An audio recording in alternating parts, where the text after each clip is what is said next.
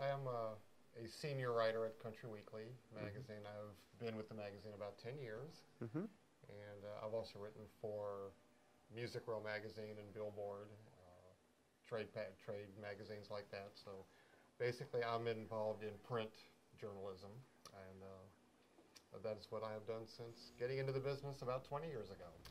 I think an example I can give you is Carolyn Dawn Johnson. I met her when she was first starting, and she was working, I think, at Phil Vassar's restaurant, the one that he owned.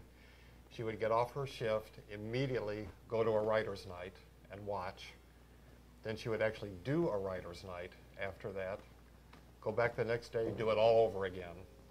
And I thought, you know, even at that time, I said, she's going to make it. She's going to be a songwriter, and she did, because of that kind of perseverance.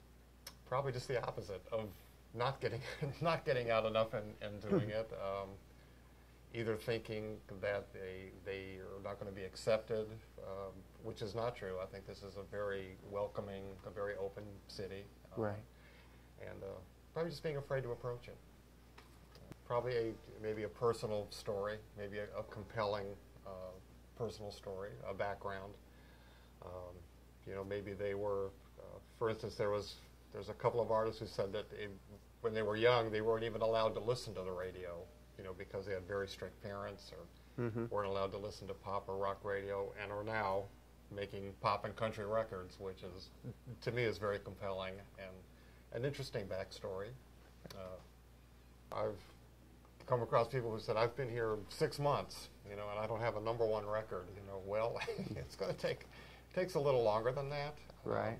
They always talk about Nashville being, and I don't want to scare anybody off, but they always talk about Nashville being a 10-year town, quote, because it's that maturation process from beginning to when you really start having consistent success is anywhere from 5 to 10 years.